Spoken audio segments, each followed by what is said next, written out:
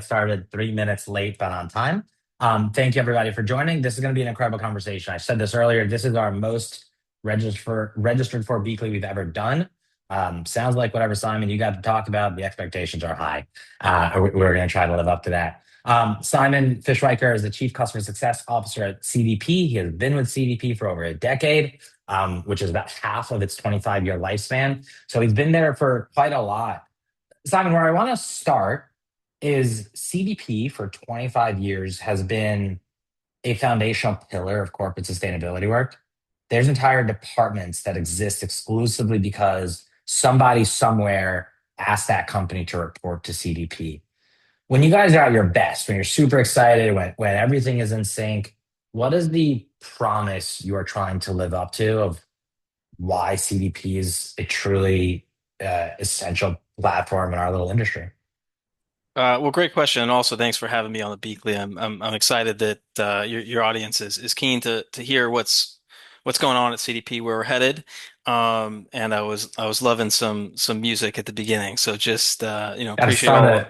We Yeah, can do some music some throughout too. Yeah. yeah, we'll have a dance break midway through. No, it's a great question, and I think that the answer is, what has been that sort of gold star version of CDP in the past 25 years, and then into the next, 3, 5 years is changing, right? I think the CDP of 2015, when I first joined the organization, when we were at our best, we were facilitating. The world of environmental reporting, right? And we were making sure that reporting existed, that there were implementations of standards and frameworks to drive disclosure on core topics like emissions and water usage, but also to bring in new areas like transition plans or science-based targets. When I first joined, Science-Based Target Initiative was in its infancy, and a big driving force of CDP and sort of us at our best at that moment was taking the topics of today and bringing it into the world of reporting so that companies could begin to build the reporting mechanisms and data collection mechanisms around the mature but also nascent topics of climate and nature.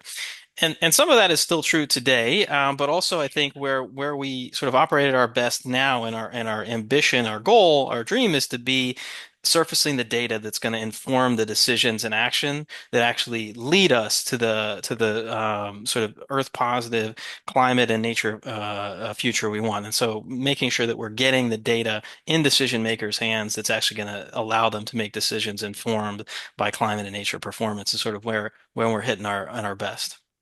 How much do you see CDP as like an aggregator of other frameworks and an organizer of information versus an innovator on CDP will invent new things that or will uncover new trends that companies should care about? Like how much are you saying, well, TNFD exists and SBTI exists and TCFD exists, and we will take those frameworks and put them into one consistent thing versus, oh, I know everyone cares about whatever oceans. Let's invent what the framework for oceans needs to be. Yeah, and I think that, we talk about the ABCs of disclosure in terms of use cases.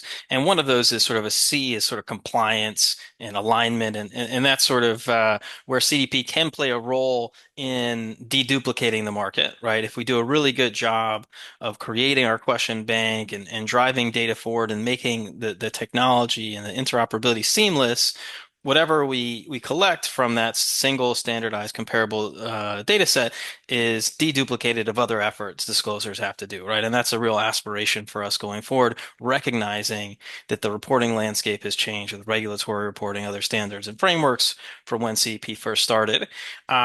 That's sort of table stakes, I would say, for an entity like CDP going forward, is to make sure that we can be an implementation mechanism.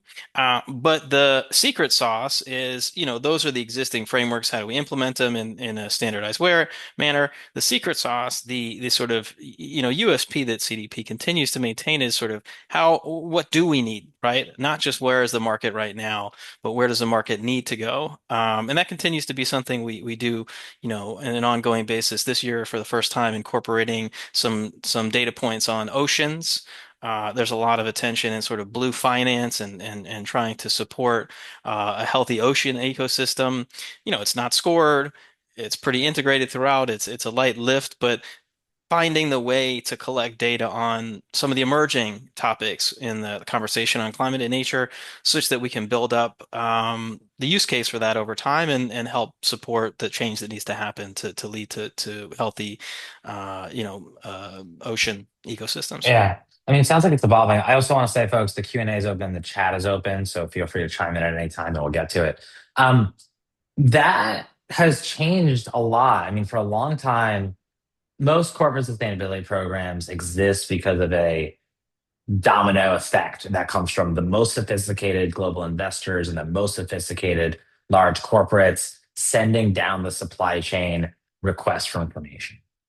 And for a long time, the really major, if not the only way that that information request was disseminated was through something like CDP.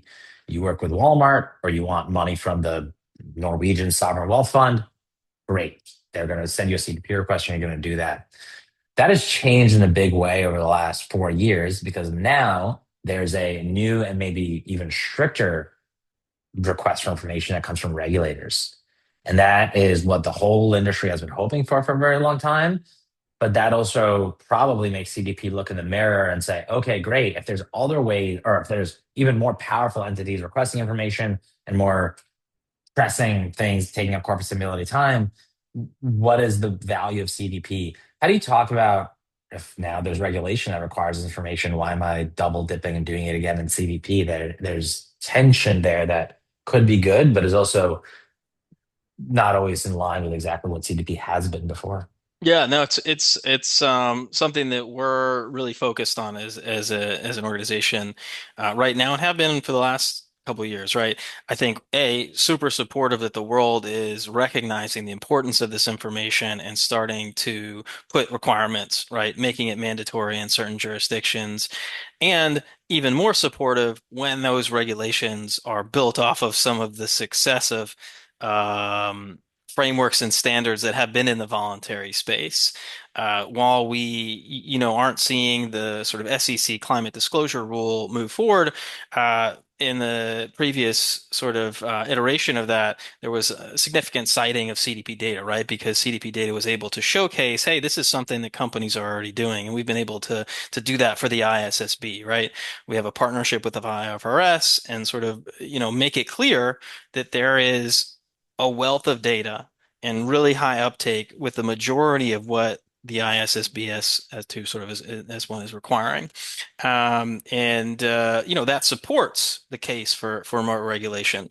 To your question of sort of how does CDP evolve in that space, right? There's a few things we need to do. One, we're continuing to invest in our platform to deduplicate those efforts. And actually today we launched for all disclosures, our sort of first foray into that space, which is an AI-powered suggested response tool, where companies can take any documents they already have, sustainability reports, unstructured data, 10K filings, CSRD filings, and put that into this tool, and it will suggest responses across the CDP disclosure. And we want to continue to expand that type of functionality so where there is overlap with existing regulation, we can deduplicate those efforts.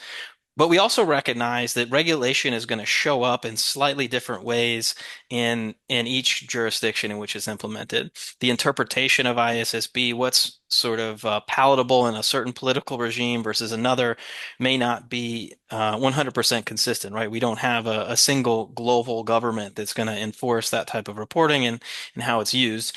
So we want to make sure we still have that independent, trusted sort of data set that is deduplicated from those efforts, but also creates that comparability on a global level.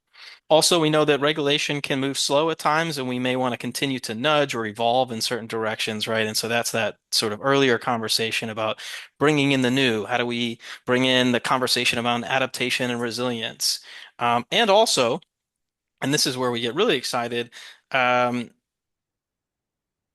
when we think about regulation as sort of setting the barometer for what's required from a reporting standpoint, as that data becomes more available, can CDP continue to move with its scoring and other efforts into more of a performance-based approach, right? Looking at action and looking at some of the actions companies are taking as part of our work more than just how much are they disclosing as some of Because that regulations disclosure. are just going to ask you to, well, I can actually ask for action as well, though. So, like, I think that part of this tension that corporates are still trying to figure out is, I think last year it was reported that for the first time in CDP's 25-year history, the number of respondents dropped year over year. And if I were to try to rank reasons for that as an external party, I'm curious what your reasons for this would be, Yeah, is some combination of, well, I've already got regulations, so why double do it? There's a more competitive, more competition around just like disclosure of things. There's things like EcoBotus that exists. There's other stuff out there that now is competing for attention. And then third is just like technology frustrations. Your AI, I think, covers one of that. I want to talk a lot about technology in sure. a minute. Let's I think you dig have some in. really unique stories there. But A, why do you guys diagnose that number of respondents dropped? And then B, kind of going back to regulations as a part of that, Yeah.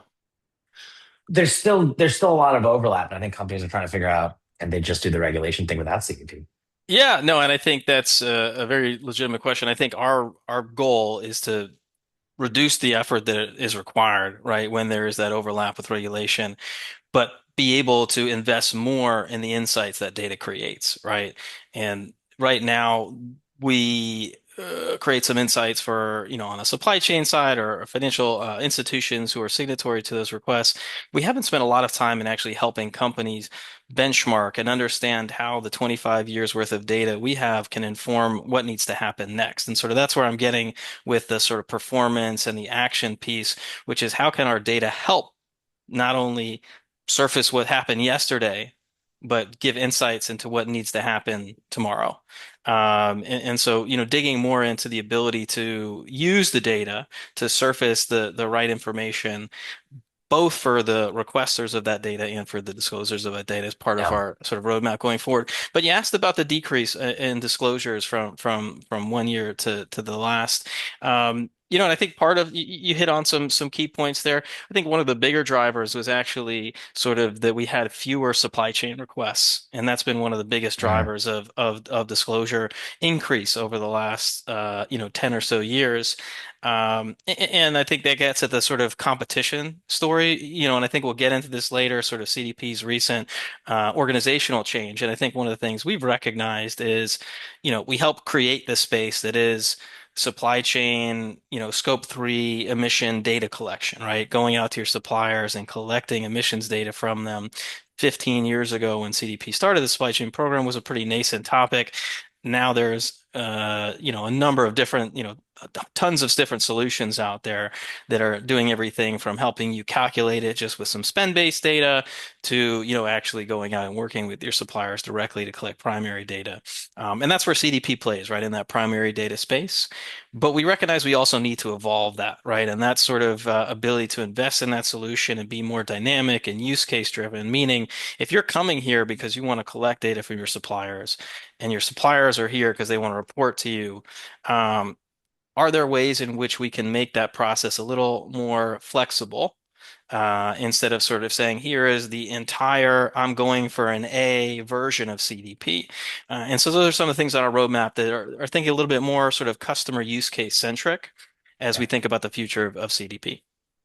That's awesome. We're going to come back to that in a second, but really quick, I see some people raise their hands. Just if you have a question, type it into the chat or into the Q&A.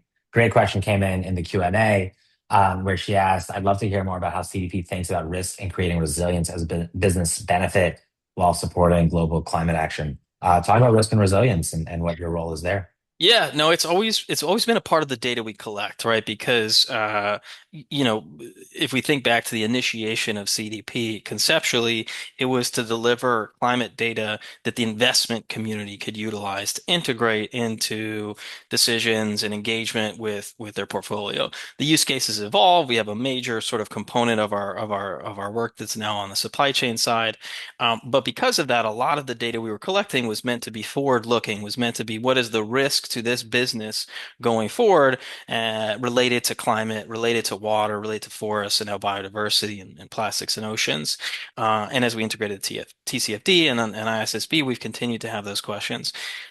What we haven't done as much with is help surface the insights that can create for you as a company around, what trends are we seeing on a sectoral lens? What trends are we seeing in the supply chain, to actually enable you to make decisions around that risk. So I think surfacing, collecting data that informs business risk as it relates to climate and nature, whether that's physical or market or regulatory risk, major area of focus for us has been for a long time.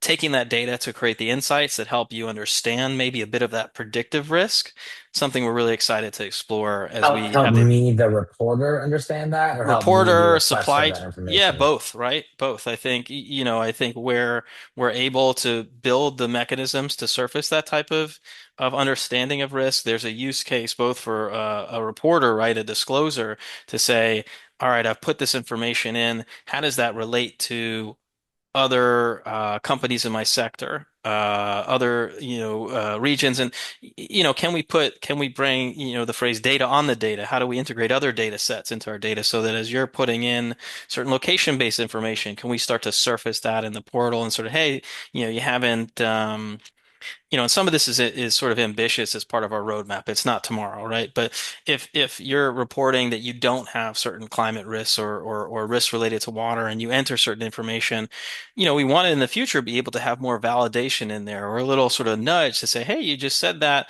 but actually we've seen from this number of companies in your sector and this sort of, trend from a data set on climate risk that actually there is significant risk here. How do you weigh that? So on the disclosure Yeah. side, I think really being able to do that. And then obviously on the supply chain side, that's a really important body of work for us as well. Yeah. I mean, it's either suggesting, hey, you probably think about this wrong, or here's some other ways you might consider a risk, or even just requesting clear audit trails. And one of the things that we talk about a lot is, as a climate risk software company, is like, hey, assess your risk. Here's a bunch of tools. If you think there's zero risk after what we showed you, great, no problem. Like, you think there's zero risk, here's the proof you can export and share with anyone who asks, no problem at all. That's what you guys believe. If you think there's a ton of material risk, great, that's good too. Here's the proof. Here's how you got to that math. So it's you can believe and report whatever you truly have reported and decided for your business, but you better prove it. So if you have there's zero risk, great, no problem. Maybe that's unique because you have incredible insurance and you do all these great things. And unlike all your other competitors, you take it seriously. So there's zero residual risk. No problem. I think as long as you prove it, then or you're confident in that disclosure, that's probably okay. And that's sort of spot on in terms of some of the questions about voluntary reporting and sort of the primary data space, right? Which is we're collecting data. Some of it is verified, some of it is sort of the company putting their perspective forward. And as the use of that data has evolved and become much more serious, a lot of the feedback we get is how can we validate certain components of that? And I think with new tools and AI and maybe partnerships with companies doing great work in this space, there's a lot of opportunity to put a bit more plant-based protein Well, behind if I the meet any climate risk companies doing space. great work in this space, I'll call you. There must be someone out there. I want to talk about technology. It's been a bit of a theme here. Kind of going back. Well, actually, let's do this a different way. I mentioned there are a couple of reasons that folks dropped off. I think one of those reasons is technology frustrations with CDP. In our practical, we talked about this. I think you mentioned. I'm sorry if I get the numbers wrong, but in 2024 there were multiple outages. You might have some numbers there. I think your average response time to a customer inquiry was about 14 days. And that was very frustrating for people. Anybody who's ever tried to sit on hold with Spectrum to negotiate their internet knows why that was very frustrating to people. And that was annoying. Now, a lot of people have that in their minds, but the story that they don't have is how you evolved and improved on that in 2025, where I think you dropped your um, uh, response time from 14 days to under a day, where there were no major outages besides a global one caused by Azure, which is nobody's fault, like nothing on your technology. Talk a little bit about first, like take me to 2024. Yeah. You are the chief customer success officer. I bet that was a not happy couple of weeks for you. Like, what was it like to be you in 2024 with those technology challenges? And then what did that evolve into with a much more successful last year that deserves to be talked about? Yeah, for anyone who's a Harry Potter fan, there's always the sort of thou shalt not be named or whatever. I think 2024 for some of us at Yeah. CDP is That the is year he who that might shall not be not be named. Yeah. named. Let's put the past behind us. But The no, you it's know when. it's a good question. Look, I know that for the team, it was challenging to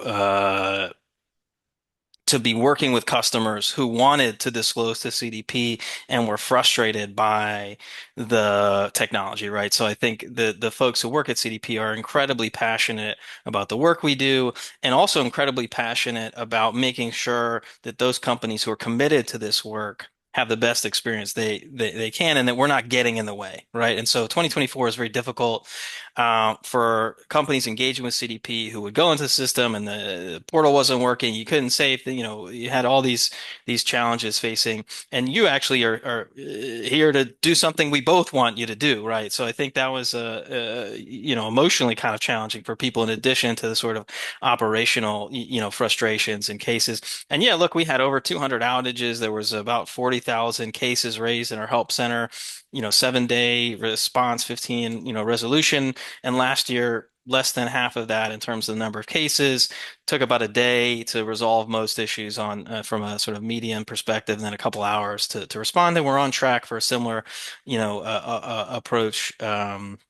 This year.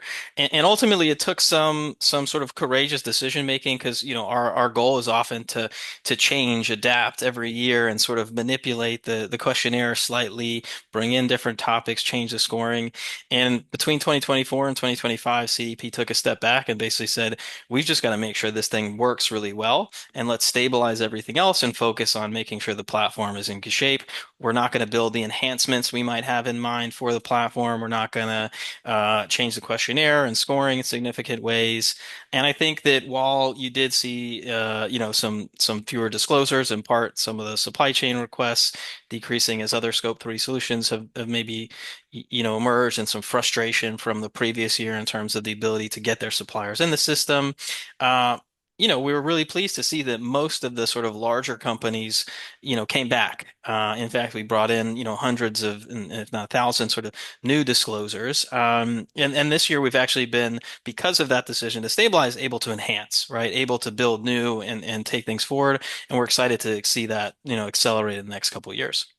Yeah, I mean, every technology company ever, every startup ever knows exactly what that feels like. It's like you build your things are working, you're cooking, you've been up and to the right for 25 years, you're building new features, you're doing all this stuff, and then what you just have to do, and it's always hard and it's always painful because it slows things down, but you have to pause and just make everything work. I mean, even at Beehive, about twice a year, we just have a month, and it is make everything work month. It is nothing new. It is Yeah. zero new. It is just like stabilize, and you have to do that. And if you don't, things break, things problems, and it hurts. And I think that's a signal of sort of how CDP's leadership and our approach has changed, which is in the past is sort of like CDP first, right? To make sure that we're driving the questionnaire, driving the accountability, and sort of, making sure we get to do what we need to do, that we got grant funding to do, right? And we've evolved over the last several years to be, more and more oriented towards what's actually going to deliver the best experience and make sure that that data is available for the world. So, um, I think that's sort of a direction we'll continue to be on. Yeah. Somebody gave partially a feature request, partially a slight complaints. It'd be very useful to be able to know how many times your CDP reports have been downloaded from the Mm. CDP portal in a given year. We have asked this question several times, but still don't have a response. Who should we call? We tried a regional contact, still no response. So Simon, I think you got a fan. I think we got to respond. Yeah, look, I think that the answer is we don't currently have the right tracking mechanisms in place, but that's the type of feature that as we're able to get a little bit more injection of capital in this new model that we'd want to build out. So really helpful feedback there. The reality is because our data is delivered in pretty manual ways, right? We send flat file Excel files to the majority of our customers in the financial world and supply chain. What we have is that they receive the Excel file. right? Or they receive Mhm. the PDF and we don't have the click rates. We're working on for this year rolling out an API to deliver that data. And as we have more sophisticated technology, we're going to be able to have a clearer conversation with a company on their own disclosure, but also a clearer sense for ourselves on how and where the data is actually being used, right? Which is going to make us a lot more effective at collecting the right data, surfacing at the right time and alongside the right insights, and be able to feed that back to disclosures to say, here is the data. Not only is your response been clicked on, 150 different times, but the data that financial institutions are using most from your response is your target data. I'm just sort of making that up there, but that's the sort of insights we want to be able to surface, and in the current sort of delivery mechanisms haven't been able to, but as we are on our roadmap over the next year, rolling out more API and sophisticated delivery mechanisms, it gives us more telemetry across sort of the use cases. Yeah. And I want to we'll come back to technology for a moment because it's very tied to that. You mentioned building out now everything's stabilized and working better, investing in new features. One of which you mentioned is, hey, if you already do all this reporting in other places, we don't want you to redo it. Bring in your SBTIs and your CSRD reports and your whatever else, and AI can suggest answers to everything. And that's exactly what you should be doing. I think that makes a lot of sense. I think nobody can do that better than CDP if you build the technology the right way. I will also say every single software provider on earth has that same feature. Yeah. Now, what our advantage is, the big carbon accounting companies have that. We have that for our version. And then our advantage as software providers is we are better engineers for the most part. Either better engineers, or we're scrappier, or we're faster, or more connected to new technology, or like our systems are younger and cleaner, honestly, so we can build that feature better than Yeah. you can. Our disadvantage is you guys are the holders of the newest framework and or the newest like template and thousands of, we might have dozens or for the larger software companies, hundreds of examples of companies reporting to CDP. You have thousands of companies, so your benchmarking is stronger. My question is about technology. How do you make sure your technology on a difficult thing? Like anybody who's built and stick stuff in, get report out AI knows it's not Yeah. magic. You don't just give it a Claude and think everything works perfectly. It takes a bunch of engineering. How are you going to make that work really, really well? Like, where are you investing? How is technology like that going to cause great experiences and not poor ones? Because it should be you who runs that, not a software company with partial access and partial knowledge.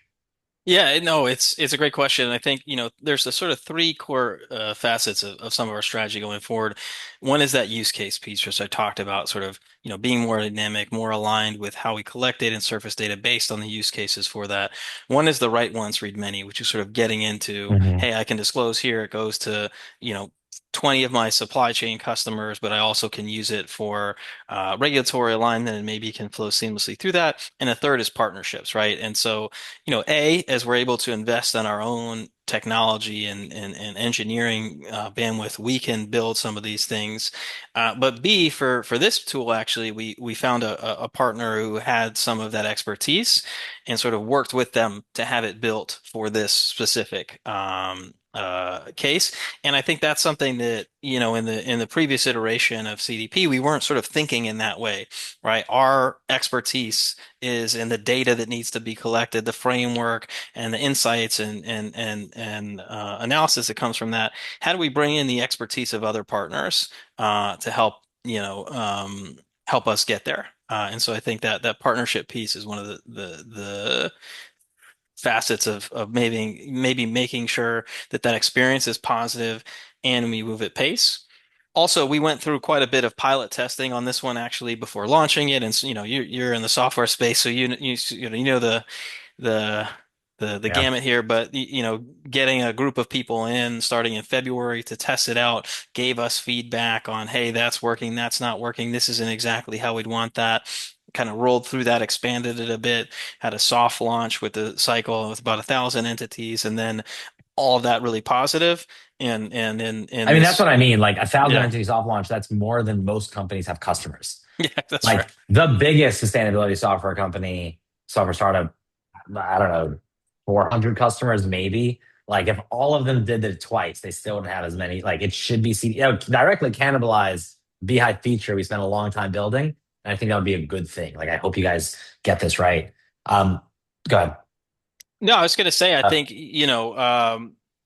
there's a lot of sort of I've seen this. I get the emails that are sort of like CDP is really hard. We can make it easier, right?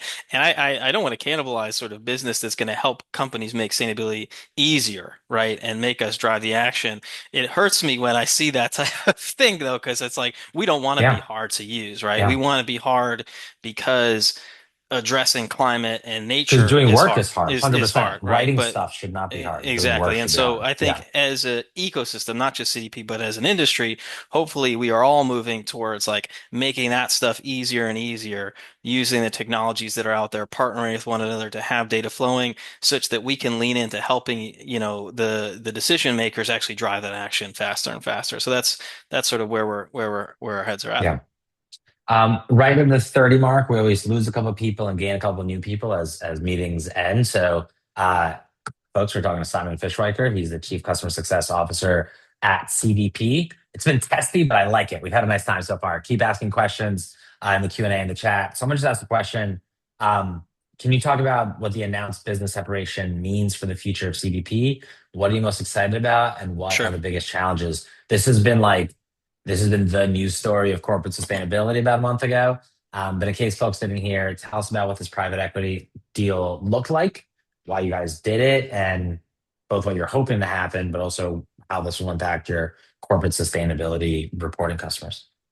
Thank you for bringing that. Obviously, it's a hot topic, and probably would be silly of us if we didn't talk about it a little bit on the call, given the sort of recent nature of that news. So yeah, a month ago, right, we announced CDP, the existing nonprofit organization, is going to become two separate organizations, sharing a CDP brand, and one will be a nonprofit organization and then a for-profit organization with a majority stake from Premier private equity shop, the sort of minority shareholder being the nonprofit. We can talk a little bit of how that'll work.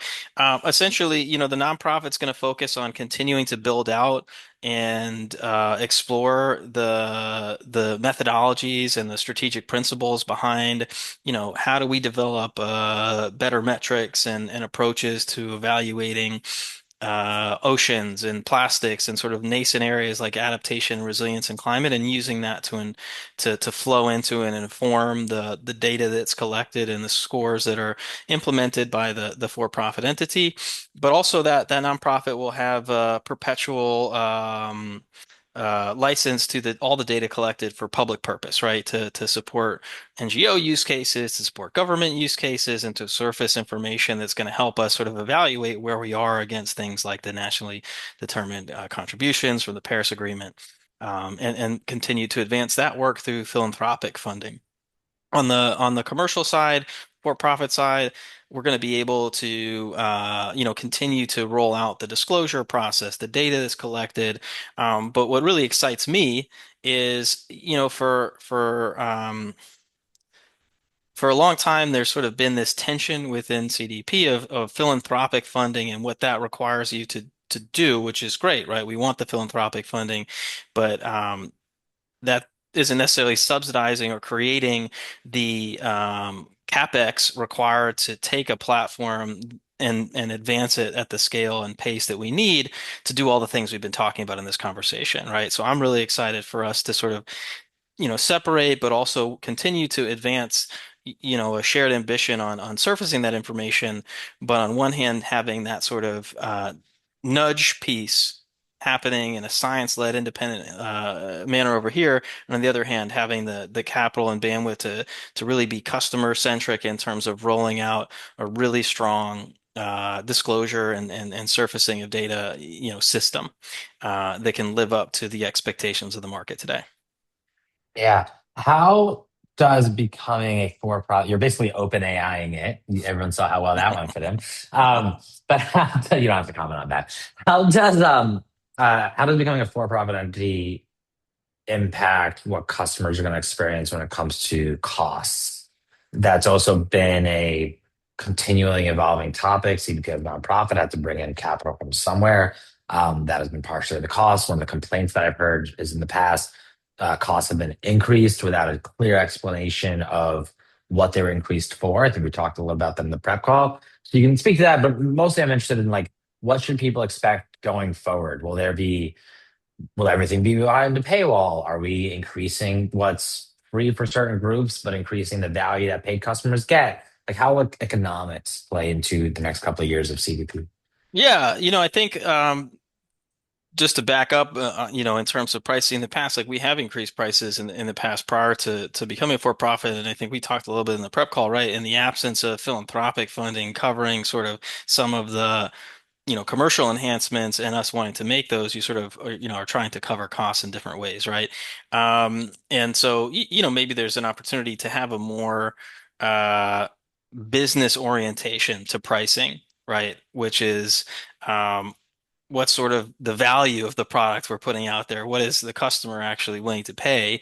And how can we enhance that value and have opportunities that if there are things that are of more use, that we can sort of upsell into those, but also CDP Hmm. wants to drive as much disclosure and as much use of our data as possible, right? We want to get as many supply chain customers in there because that facilitates the cascading of climate and nature action down a supply chain, and we want to get as many entities reporting because that makes the data richer, it makes the insights richer, and it also drives the ability to have that action more. So, I think I don't want to hypothesize too much on where prices increase, decrease, other than to say I think we, maybe can make better decisions on pricing as we think about it from a business standpoint, and understand sort of what are the primary drivers of CDP success, right? And where do we want to make pricing a blocker to some of those, or sort of where do we want to build momentum and scale?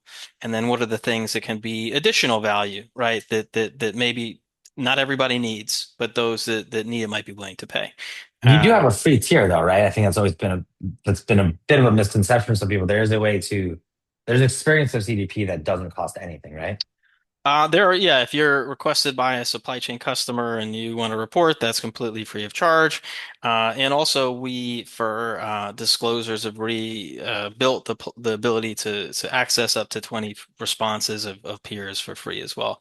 Right? So you have some of these elements that are building some of the disclosure process and the access to data in ways that are more accessible. And we'll continue to evaluate this. There's no plans right now around any of those changes. The reality is we're still operating as CDP, the nonprofit. We haven't It actually takes sort of, time to, it yeah, takes time to separate. And so, for right now, the experience is the same, right? In the future, we're hoping to significantly enhance the customer experience and find the right, yeah. math between value to price. Yeah, which I think will be a good thing. You will have customers who will be happy to pay much more than they've ever paid if you're able to give them better technology and package data in a certain way and make their lives easier. And you will have and having more and more people using CDP makes that richer for them because it's not about like the hard part, even with AI, this is still hard, is not even collecting all the information. It's figuring out what's relevant and important and sifting through that. And AI is not on its own, even if you did have all this information as the giant bank or whatever, if you have all this information, you're not just sticking it into your enterprise experience of Claude and saying, what should I know? Sure. What you want is somebody with an opinion and a point of view about what these prompts should look like, what charts and graphs you want, what insights you want. And if you're able to build that in a really great way, I mean, you know how much people spend on carbon accounting, Simon? Too much. I'll tell you that firsthand. My point is, if you're able to give premium experiences to customers and ways that they can, I think you'll have a very happy customer base. And if you're able to maintain the mission of CDP by saying, if you were asked to disclose, or if you want to, like, you're trying to run your program at a very basic level for now, you have a happy customer base if you're able to do And I that. think that's a line, right? We want to scale and we want to be use case driven, right? And so that means it doesn't need to be one size fit all of what CDP is when you experience it, and therefore we can look at value in a different way. But yeah, I think we've covered Yeah. that one. There you go. Someone here asked a question about they want to understand CDP's response rates with regards to a non-scoring approach versus that do get scored. They've Yeah, heard from multiple clients and peers that reporting CDP info that's already reported elsewhere is not that big of a lift, but additional info to collect and report can be a big burden. So non-scoring routes can be a good way to check the box. Just in case there was too much jargon in there, can you explain what sure. scored versus not scored means and the types of customers who use that, and Yeah. then how you would respond to that? Absolutely right. So, ultimately the CDP score is a use case of CDP. It's not the use case, right? We're surfacing data for a number of different financial institutions, supply chain customers, and other users of that data across the economy. And so we have two options when a company is reporting their information through CDP. One is to submit by the deadline for a score, and the other is to submit after that deadline and not receive a score. The reality is, if I'm looking at the numbers from last year, you know, just under 20,000 of the 22 odd thousand companies that disclose reported for a score, right? So, marginally, Yeah. pretty small number submitting non-scored. There are, there are companies, particularly some large companies in the US, that submit non-scored for a variety of reasons. Maybe some of the sort of additional lift to get to a score, potentially some of the sort of conversation around not wanting to get too much attention in certain political environments as it relates to sort of ESG, and having a leading score might be a challenge, and issue with methodology potentially as well in certain circumstances, or just bandwidth to get it in on time, can also play in there.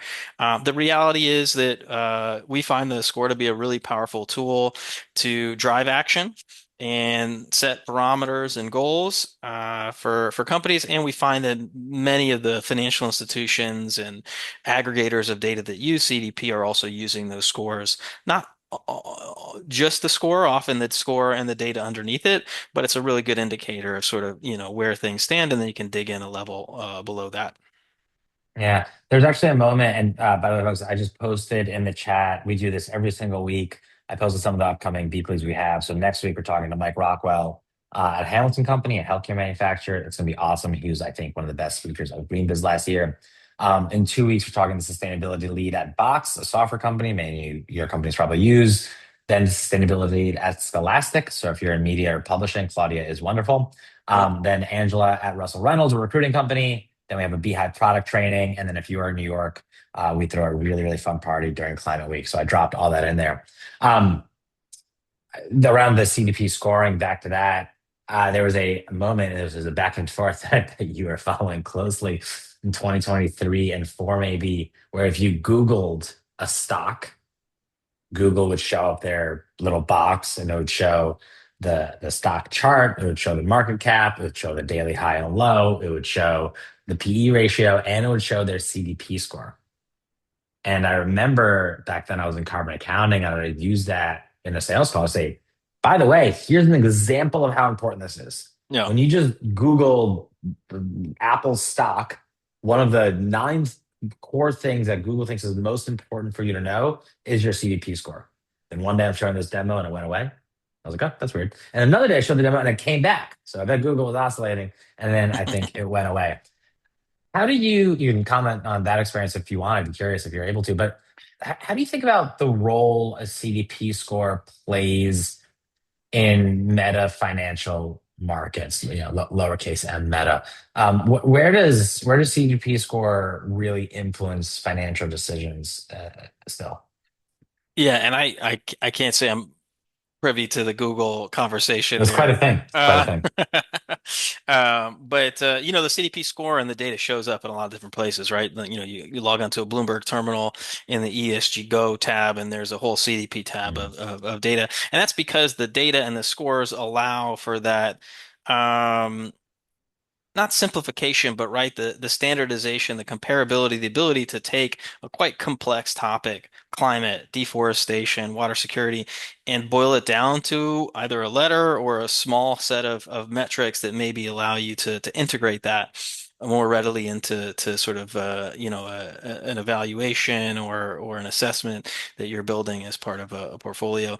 I would say from a scoring perspective, where we see it showing up the most is in index creation and sort of fund creation, using the score as a way to weight certain indices or build sort of thresholds in a few examples. We have stocks STOOXX, who's created a number of different indices using CDP data and scores. One is sort of always just a CDP A list index basically. And so you have a couple different sort of fund creations and indices that are using CDP scores either in an existing index like the Russell 1000 and sort of weighting some of that using the scores, or actually sort of excluding or including based on the existence of a CDP disclosure or a certain score or a sort of threshold of the highest performing scores. So those are where we see it most commonly. I would say, beyond that, at a sort of a more active asset manager or sort of, shareholder engagement side of asset management or asset ownership is in sort of a starting point as you're looking at a company's climate or nature sort of ESG performance. It's not the end all in many of those cases, but it's okay, that company got a D. Let me look at that CDP response. Let me dig in a little deeper to see what is at play here. Or, oh, that company got an A minus, or an A, and I didn't know that they were as engaged in ESG and sort of, as focused on climate. Let me use that as a rationale to sort of understand what we should be thinking about them in terms of our ESG strategy in a different way. Yeah. Um, and also that there's Yeah. different expectations of different companies when it comes to sort of where they might be on a trajectory from a CDP scoring perspective as well. Simon, you've been great. You've taken a lot of hard questions. I want to ask you one more hard question, and I'm then we're only going here to for do. hard questions, no easy ones, please. We'll finish up with some slightly easier ones, but I appreciate the way you've done all this. I had dinner the other day. We organized a dinner, and one of the folks at the dinner led sustainability at a large fashion company, and she was talking about many of the frustrations that she's had in the past before. I think they've reported CDP like 8 or 9 years. And she said, I'm not doing it this year. This is the first year in which I'm not doing it. They did it last year. They're planning, not planning on doing it this year. And she talked about all the things that we talked about that we don't need to rehash. If you were one on one with them, what questions would you ask them to understand what their decision was like? Yeah. And what questions would you suggest they ask themselves about what they want for their program to decide if it really does make sense for them to stop reporting to CDP, or if they should take a year break and then evaluate next year, or if they should do it again this year? What would that conversation be like for you? Yeah, and part of my role is to sometimes get on that type of conversation, right? Where a company has indicated they're thinking about not disclosing. It sort of made its way up the food chain within CDP to someone like myself. And often in those cases, what we're trying to unpick are, what are the pain points, right? Why were you sort of reporting to CDP in the first place? Is it just something because you've been doing it year on year and it sort of fell on your lap when you came into the role and you keep doing it? Is it because there's been that investor or customer engagement? Is it because there's an aspiration for a score? And what have been the pain points that led you to sort of questioning that value? Right? What are is it frustration around some of the systems and technology, and how can we better understand what we're doing to absorb those? Is it in part around the complexity of the questionnaire and the scoring methodology and the work required? And some of that we might have an answer for today in terms of some of the things we've talked about that we're investing in this year. But in part, what we're doing now in some of those conversations is sort of giving a sense of where we're headed, like I've tried to do today. And I think a lot of the direction of travel for our roadmap tends to perk the ears of disclosures in that in those conversations, because in many cases it is addressing the pain points that they're looking for. The other question that I'm keen to answer in those ask in those conversations is also, where would you like to get more value out of this activity? Because a lot of CDP reporting, as we mentioned at the beginning of the call, came through a domino effect of investor and supply chain demand, and that's a bit of the stick, right? And we're fine to to have that as one of the reasons why companies engage. But we also want to, as companies come in, be able over time to provide a little bit more value. And I think as an organization, we've invested in trying to provide more value, maybe to the recipients of the data, but ultimately one of our key customers, right, are those people actually taking the time to put that data in. And so as we have the ability to invest more in value to them, what value are you looking from Yeah, this type of activity, not just meeting a requirement, but getting something from that. So that's some of the things that I would ask. To your latter point of the question in terms of what they're asking themselves, I think it's sort of, you know, how much of an additional burden is it as sort of we are collecting these responses, data for other reporting mechanisms, and sort of if we're looking to take a step back on some of that effort, that scored versus unscored component, particularly as you're sort of evaluating the shifting sands and sustainability. And B, just making sure that you're providing are you sure you've sort of checked in with the relevant stakeholders to make sure that they're going to get the data they need? And thinking about who those stakeholders may be, right? It might be directly the person your investor relations team is talking to or the procurement team, but thinking about that broader ecosystem of the MSCIs and the Bloomberg terminals that are going to ingest that data. Is your data going to show up in the same way in those places, and yeah. sort of what sacrifices you might be making there. I love it. Final two questions that are connected, but if you were to reflect on your last 10 or 11 years at CDP and everything that's changed, geez, what a 10 years it's been, I'm sure. What are you most proud of or surprised by the success of if you're going to compare 2016 to 2026? Yeah. And then moving forward, you don't have to predict 10 years out, but what are you currently most enthusiastic about or excited about the roadmap of CDP? Yeah.